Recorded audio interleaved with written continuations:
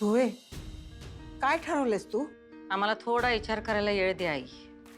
ठीक आहे ठीक आहे. तू तुझा येळ घे. जे काय करायचंय ना व ते लवकर कर. आता उगा येळ वाया घालू नगस बघ. होय आई. आता आम्हाला बी कळलंय बाकी समध्या गोष्टींपेक्षा आमचं लग्न होणं जास्त महत्वाचं आहे. हा. मोठ्या मालकांचं डोसकं कधी बी फिरू शकतं. त्यांना तर कारणच हवं आहे. लग्न न करण्याचं, पुढं ढकलण्याचं. आता बघ, आम्ही आजारी पडलो तेव्हा पण ते म्हणत होते का नाही, लग्न पुढं ढकलूया. तेव्हाच आमच्या लक्षात आलं तर त्यांना काहीतरी कारण हवंय. पण आता आम्ही त्यांना काय बी कारण देणार नाही. आता काय बी करून आम्ही सुनबाईंना घरला परत आणणार.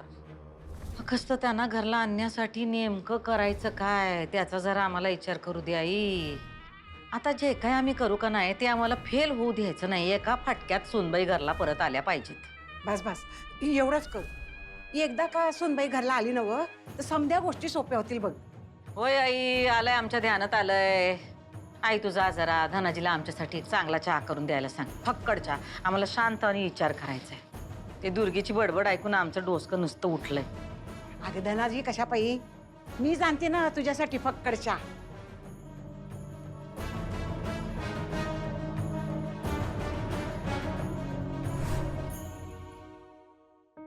हे ओंक्या, त्यासने असं तर सांगायचं नसेल ना की त्या मदन संघ त्यासनी लगीन करायचं. खरंच असं काही नसेल ना ओंक्या? हे ओंक्या भावा, खरंच असं काय असेल तर अवघड होईल रे. काय बोलतोय तू हे? नाही नाही, हेच सांगायचं नसेल ना की त्यासनी त्या मदन संघ लगीन करायचं आहे. खरंच नसेल ना असं? कारण ते जेव्हा जेव्हा मला भेटल्या ना तेव्हा तेव्हा हेच म्हणले की तुम्हाला महत्वाचं सांगायचं आहे, महत्वाचं काहीतरी सांगायचं आहे. आई शपथ, मी आता हे तुला बोललो तरी माझ्या छातीत धाडधाड धाड आहे बघ. हे बघ, त्यांनी खरंच असं काय सांगितलं ना, माझं काय होईल सांगता येत नाही. आई अंबाबाई, असं काय असायला नको रे. काय तर कर, असं काय असायला नको रे ओंक्या. खरंच असं काय असेल ना ओंक्या तर मग मी त्यासनी काही भेटणार नाही. मी त्यांच्या संग काय बोलणार नाही. मी ते काय म्हणते ते काय ऐकणार नाही. असलं काय ऐकण्यापेक्षा मेलेलं बरं बाबा. मी कल्पना करू शकत नाही ओंक्या. त्यांनी काडी मोडची नोटीस दिली वगैरे ठीक आहे, चल त्यांच्या मनात राग असेल माझ्याबद्दल म्हणताना दिली असेल, समजून घेऊ शकतो मी. पण का हे असलं काय असेल ना, माझं काय खरं नाही बाबा ओंक्या. मग अरे तू असं कशाला बोलतोय? हा, असेल त्यांचं काहीतरी आणि ते असं का बोलतील? त्यांचं तुझ्यावर किती प्रेम आहे माहिती आहे ना तुला.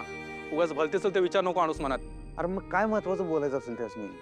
अरे असेल तुमच्याबद्दल काहीतरी महत्वाचं, त्यांना परत घरी यायचं असेल. हे बघ, तू पॉझिटिव्ह विचार कर.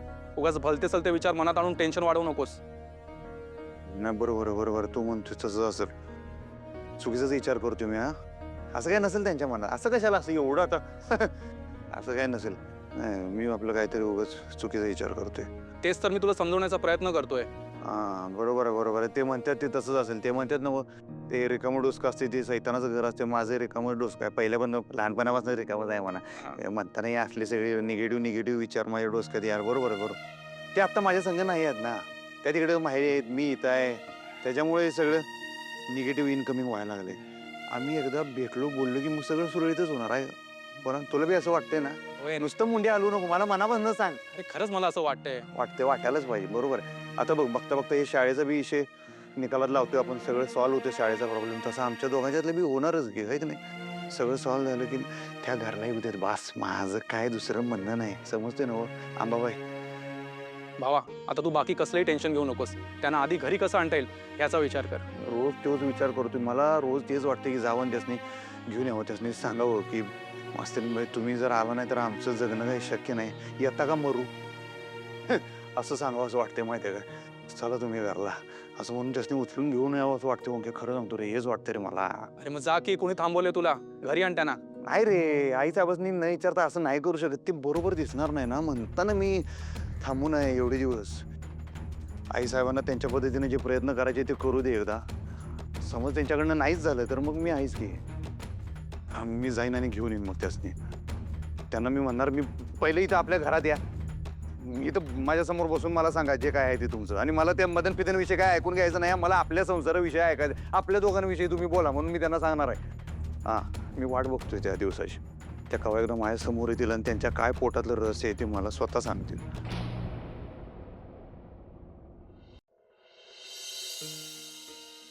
अधिपतीने शब्द पाळला.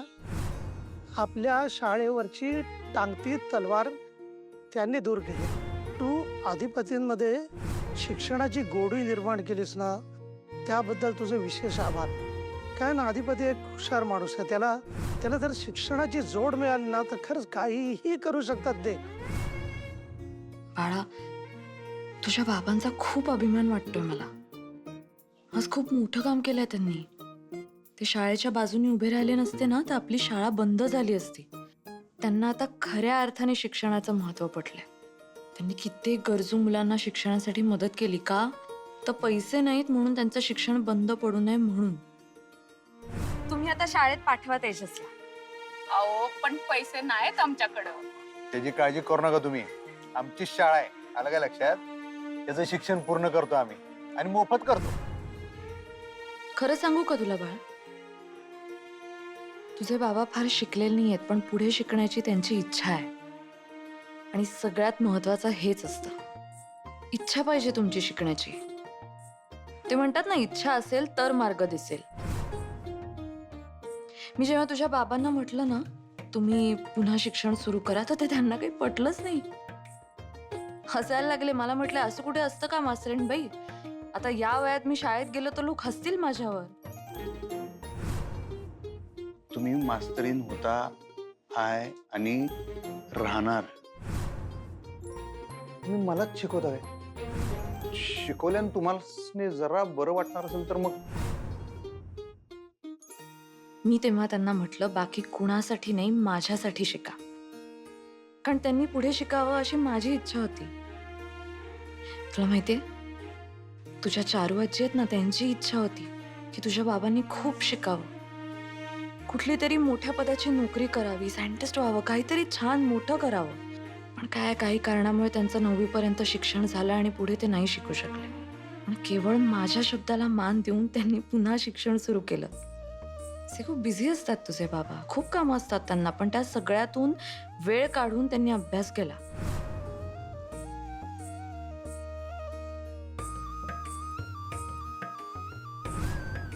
मी त्यांची घरी शिकवणी घ्यायचे तेव्हा मला इतके हसवायचे. अभ्यास बाजूला राहायचा आणि आम्ही दोघं हसतच बसायचो.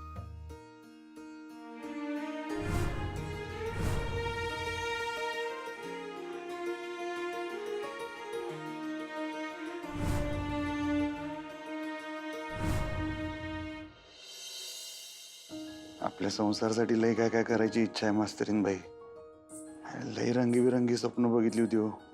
ते म्हणतात का नाही, संसाराच्या वेलीवर एखादी कळी उमलावी, तसं आपल्या बी संसाराच्या वेलीवर एखादी कळी उमलावी असं वाटत होतं मास्तरीन बाई. तुमच्यासारखी गोड गोड नाजूक एखादी परी यावी आपल्या संसारात, बिरबिरत राहावी सगळ्या घरभर. आपलं आयुष्य असं भिरकट करून टाकावं तिने सगळा पाऊस आल्यावानी, असं लय वाटत होतं मास्तरीन बाई. आता सगळं कसं होणार हो? अर्ध्यावर सोडून गेला जा आणि हसताय फोटोत आमच्याकडे बघून. असं कुठं असते? मजा आलती, मजा आलती मास्तरीन बाई. आपण थायलंडला गेलो तेव्हा फोटो काढ.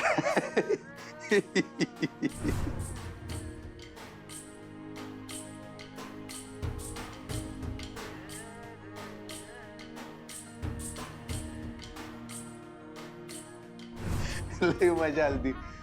काय काय गेलं नाही थायलंडला गेल्यावर आपण. काय पण म्हणा, लय सोनेरी दिवस होती ती. इथं वेळ मिळत नव्हता ना आपल्याला. आम्ही आमच्या व्यापात, तुम्ही तुमच्या व्यापात. थायलंडला गेल्यावर वेळ मिळाला. किती किती विषयांवर बोललो नाही आपण. लय गप्पा मारल्या. असं करू तसं फार पोराबाळांपर्यंत बोललो. आणि चेष्टा नाही मास्तर, मला खरं सांगतो, तुम्ही तिथं गेल्यावर आम्हाला म्हणला की तुम्हाला मूल दत्तक घ्यायचं आहे. दत्तक घ्यायचं आहे. आम्हाला काहीतरी वेगळंच वाटलं. नाही मग रिस्पेक्ट वाटला तुमच्याविषयी. खरं सांगतो, लय रिस्पेक्ट वाटला मनापासून. कारण तोपर्यंत असा काही विचार आमच्या मनाला का आयुष्यात शिवलाच नव्हता हो. असं बी असतंय. लय वेगळ्या वाटला होता तेव्हा तुम्ही आम्हाला. आम्ही तुमच्यासाठी ते बी करू बरं काय. तुम्हाला जे पाहिजे ते सगळं करू. तुम्ही फक्त सांगा तुमच्या मनात काय, तेवढं सगळं करू. पण त्यासाठी तुम्ही इथं या तर, इथं आमच्यासमोर बसा तर, असं सांगा तर. अधिपती हे तुम्ही फक्त असं बोट ठेवायचं, ती गोष्ट आम्ही तुमच्यासाठी करतो. पण त्याच्यासाठी तुम्ही यायला पाहिजे ना मास्तरीन बाई. जाऊन बसलाय तिकडे येड्यावानी, काय कळते का तुम्हाला? लई त्रास होतो, लई त्रास होतो. तुम्हाला सांगू शकत नाही. तुमच्याशिवाय एक दिवस नव, एक तास, एक मिनिट सुद्धा राहू शकत नाही. तुम्हाला माहित नाही का? एवढे दिवस तुम्हाला सोडून कसे काढले आमचं आम्हाला माहित. तुम्ही कसे काढले असतील बरं एवढे दिवस आम्हाला सोडून? आम्हाला आश्चर्य वाटते. हसताय आणि खरं सांगतो तुम्हाला, आपल्या संसारासाठी तरी या. सगळेजण म्हणतात आपण म्हणजे जगात भारी कपल आहे. अधिपती अक्षरा तुमचं कपल म्हणजे वर्ल्ड फेमस. अहो ते वर्ल्ड फेमस कपल असं असते का मला सांगा? तुम्ही या की आपण सगळ्यांना दाखवून देऊया खरंच जगात भारी कपल आहे आपलं. सगळ्यात नाद खोळा कपल आहे आपण दाखवून देऊया. तुम्ही या तर. असं असते वर्ल्ड फेमस कपल. हा तुम्ही तिकडं आम्ही इकडं माहेरी जाऊन बसलायचा. बरं नुसतं माहेर जाऊन भागलं नाही, तिथं गेल्यावर कारनामा करून ठेवला एवढा मोठा तोप डागली तिकडून. डिवोर्सची नोटीस पाठवली. काय सुद्धा वाटलं नाही तुमच्या जीवाला? काय वाटलं नाही मास्तरीनबाई? आई शपथ आमच्या पोटात खड्डा पडला. आम्हाला कळायचं बंद झालं ती डिवोर्सची नोटीस बघून. अगा आई ग, मला आत्ता पण खरं वाटत नाही माहिती आहे का मास्तरीनबाई? तुम्हाला काहीच वाटलं नाही हो? लय धक्का बसला होता आम्हाला. अजून मी बसलाय त्या धक्क्यानं काही सावरलो नाही. जावा तुम्ही, तुमच्या संग बोलायचं नाही आम्हाला.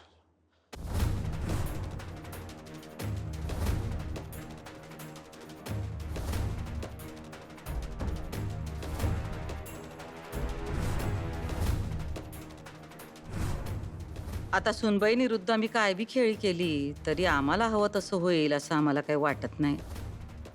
वारं आता त्यांच्या बाजूनं वाहत आहे. हे वारं जोर आमच्या बाजूनं वाहत नाही तवर आम्हाला 2 पावलं मागच आलेलं बरं.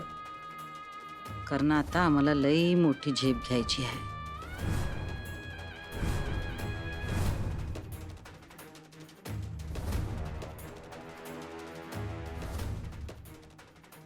लई मोठी चूक केल्या तुम्ही. नाही तुम्हाला एक दिवस गुडघ्यावर आणलं तर ही नावाची भुवनेश्वरी नाही.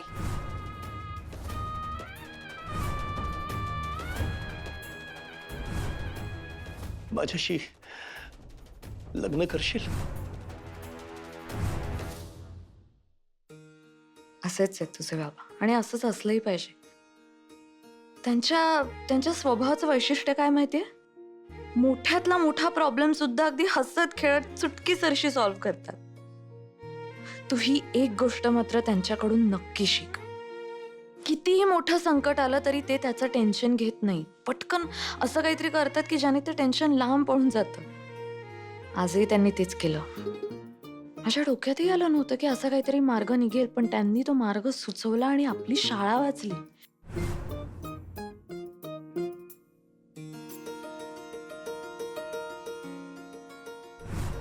तुलाही खूप शिकायचंय. तुला जे करायचं ते तू कर. मी काय किंवा तुझे बाबा काय तुला असं कधीच म्हणणार नाही की हेच कर तेच कर. तुला ज्यात आनंद मिळेल ती गोष्ट कर.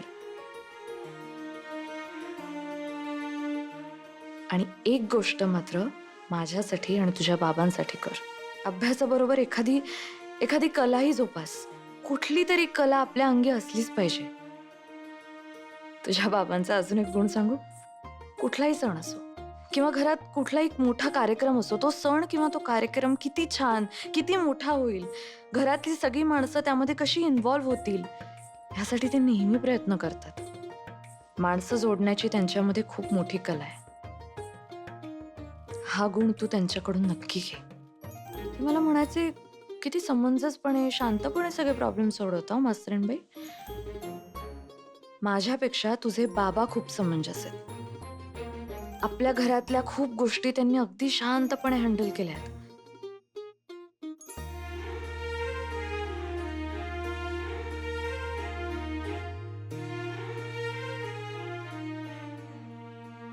आणि आपल्या घरातली मला सगळ्यात आवडणारी गोष्ट म्हणजे प्रत्येक सण प्रत्येक इव्हेंट जो मी तुझ्या बाबांबरोबर सेलिब्रेट केलाय.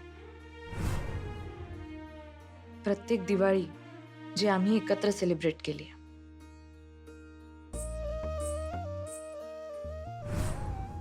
बाळा, लवकरच तू मी तुझे बाबा सगळे मिळून आपण प्रत्येक सण छान छान साजरा करू. तुला माहितीये आज मी हे सगळं का सांगते? कारण तुलाही माहित असावं तुझे बाबा किती गुणी आहेत, माणूस म्हणून किती चांगले आहेत. तू त्यांच्यासारखं बनावंस असं मला वाटतं. कधी एकदा मला मी तुझ्याबद्दल त्यांना सांगेन असं झालंय. आता देवाकडे हीच एक प्रार्थना आहे की लवकर लवकर त्यांची आणि माझी भेट घडो. आणि मला तुझ्याबद्दल सांगता येऊ. तुमची ती डिव्होर्सची नोटीस बघितल्यावर पायाखालची जमीन सरकणं म्हणजे काय असतं लोक म्हणते आम्हाला त्या दिवशी कळलं. लई राग येतो तुमचा इकडे बघा, लई राग येत होता. मी आपल्या स्वतःलाच विचारत होतो हे कसं काय केलं बरं आमच्या मास्तरीनबाईंनी, तुम्ही कसं कायच केलं मला सांगा.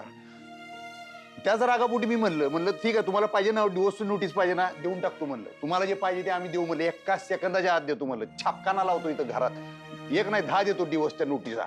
हा अशा छापल्यावनी काय घेऊन बसला. पण ते रागापोटी बोललो, तुम्हाला माहिती आहे की ऐक नाही रागापोटी बोललो मी, काय मनापासून बोललो नाही मास्तरीनबाई. आई शपथ सॉरी म्हणतो मी, खरंच एवढं मनावर घेऊ नका, पण मी रागापोटी बोललो. पण तुम्ही ही वेळ कशाला आणली माझ्यावर मला काही कळत नाही. तुम्ही गेलायच आता आम्ही कुणाकडे बघून जागायचं मला काही कळत नाही. तुम्ही आल्यावर आमचं आयुष्य सगळं बदललं होतं, असं रंगीबिरंगी झालं, सगळं 3D चष्मा लावल्यावर दिसत होतं माहित आहे. एवढे भारी भारी बदल झाले आमच्या आयुष्यात, सगळे चांगले बदल तुमच्यामुळे झाले होते. आणि हे मी तुम्हाला बी सांगितलं होतं की 10 वेळा.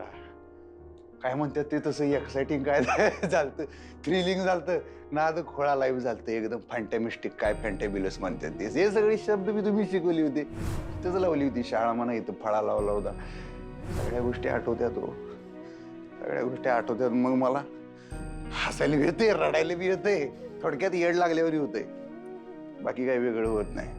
मास्तरीनबाई आता तुम्ही गेलाय ना सगळे शांत झाले माहिती आहे काय. मांडव रिकामा झाल्यावर कसं वाटतं की नाही, असं शून्य वाटतंय सगळं. शून्य म्हणजे तुम्हाला कळतंय काय गणिताच्या मास्तरीनबाई? हा शून्य वाटतंय तुमच्या विद्यार्थ्याला.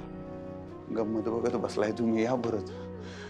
इथं कुणासंग बोलू वाटत नाही ना, काय करू वाटत नाही. बोलतोय तशी बडबड वरवर करतोय, पण आतलं मनातलं जे आहे ते मी तुम्हाला सांगायचो. तुमच्या संग बोलायची सवय झाली. FM रेडिओ होता तुम्ही म्हणजे आमचा. बडबड वट चालू असायची तुमची. आता बंद पडलाय FM रेडिओ, तेवढा चालू करून द्या आमचा आम्हाला. या इकडे परत लई झाला आता. फेकून द्या ती डिवोर्सची नोटीस, आता लांब फेकून द्या, बोळा करून फेकून द्या तिकडं. हा परत या लय वाट बघायला. तुम्ही आता का आम्ही येऊ तुमच्या घरला, आम्हाला माहित आहे तुमचा पत्ता. तुम्ही जर आला नाही ना तर आम्हाला यायला लागतं बघा. हा कमिटी आहे आमची, लक्षात ठेवा. कमिटी नव कमिटमेंट आहे. बरोबर नव बरोबर. लक्षात आहे सगळं विद्यार्थ्याला. या तुम्ही आता बाजार चला. शाळा तर आम्हाला बंद करायची आहे, कवा ना कवा तरी बंद करणारच, पण आत्ताची वेळ योग्य नाही. अधिपती एकदम बरोबर बोललेत. आता आमचं लगीन होणं जास्त महत्वाचं आहे. त्यांनी जर उद्या निर्णय बदलला आणि लगीन करत नाही म्हणले तर ती केवढ्याला पडणार सांग बरं आजी, तू सांग मला. आता ते जर तयार झाल्यात लग्नाला तर ते आधी पदरात पाडून घेऊया की. ज्या गोष्टीची आम्ही इतकी वर्ष वाट बघितली ती आता होणार आहे, तर मग त्याच्यावरच फोकस केलेला बरा नाही का. आमच्या एका निर्णयाचा परिणाम जर आमच्या लग्नावर होणार असेल तर आम्हाला सध्यासाठी का होईना आमचा निर्णय थोडा पुढे ढकलावं लागणार आहे. सुनबाईंचा काडी मोड आणि शाळा बंद या 2 गोष्टी तर आम्ही करणार, पण त्या आता नाही. जाऊ दे थोडा वेळ, येऊ दे त्यांना घरात, मग बघतो आम्ही काय करायचं ते. आता आमचे एकच टार्गेट आहे, आमच्या डोक्यावर अक्षता पडल्या पाहिजेत. देवा ब्राह्मणांच्या साक्षीनं मोठ्या मालकाने आमच्या गळ्यात मंगळसूत्र घातलं पाहिजे, बास. एकदा का ते झालं मग बोलू आम्ही मास्तरनीशी. गुढीपाडव्याच्या दिवशी आम्हाला मंगळसूत्राची ताकद सांगत होत्या नव्हत्या, आम्हाला हिनवत होत्या त्या. ते काय आम्ही अजून विसरलेलो नाही. मास्तरने तुझा लई हिशेब बाकी आहे. गुढीपाडव्याचं तुझं बोलणं अजून बी आमच्या कानात वाजतंय. तुमच्या गळ्यात जर कधी कोणी प्रेमानी, कायद्यानी, धर्मानी मंगळसूत्र घातलं असतं ना मॅडम, तर तुम्हाला किंमत कळली असती मंगळसूत्राची. एकदा का आमचं लग्न झालं, आमच्या गळ्यात मंगळसूत्र आलं, मग दाखवू आम्ही सुनबाईंना आमची ताकद. आता कसं जगासाठी आम्ही त्यांची सासू असलो तरी त्या काय आम्हाला ऑफिशियल सासू मानत नाही, पण लग्न करून आम्ही जेव्हा मोठ्या मालकांची ऑफिशियल बायको होऊ तेव्हा त्यांना दाखवतो काय असतो सासूरवास ऑफिशियल. सुनबाई तुला जेवढ्या उड्या मारायच्यात तेवढ्या मार उड्या. तुला जे काय अधिपतींकडून करून घ्यायचंय ते करून घे, आता काही झालं तरी आम्ही कुठल्या गोष्टीसाठी अधिपतींना नाही म्हणणार नाही, त्यांना दुखावणार नाही. पण त्यांना दुखावलेलं आम्हाला कधी आवडलेलंच नाही. आम्ही आधी पण कधी तसं केलं नाही, यापुढं पण करणार नाही. त्यांना ज्याच्यात आनंद मिळतोय तेच आम्ही केलंय आणि ह्यापुढं पण करणार. अधिपती म्हणतायत ना, शाळेचा विषय बाजूला ठेवा. ठीक आहे, तुर्तास तरी शाळेचा विषय ठेवू बाजूला, पण रद्द नाही करणार. मास्तरने तुला घरी आणण्यासाठी आम्ही लई प्रयत्न करणार. आम्हाला ठाव आहे तुला या घरात परत यायचं तर हाय, पण तू आता या घरात लवकर परत येण्यापेक्षा तुझा इगो मोठा करतेस.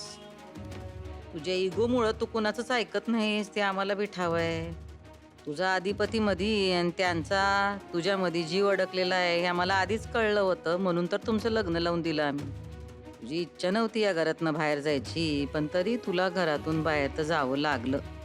आणि आता आमचीच इच्छा आहे की तुम्ही या घरात परत यावं, हे बी आमच्यासाठी. आता आम्हाला तुझी गरज आहे, त्यासाठी आम्ही इकडचं जग तिकडं करू, पण तुम्हाला घरला परत आणूच. फक्त आता प्रश्न एकच आहे की तुम्हाला आणायला पाठवायचं कुणाला. आता असा माणूस तुमच्या घरात गेला पाहिजे की ज्याला बघून तुम्ही नाही म्हणूच शकणार नाही.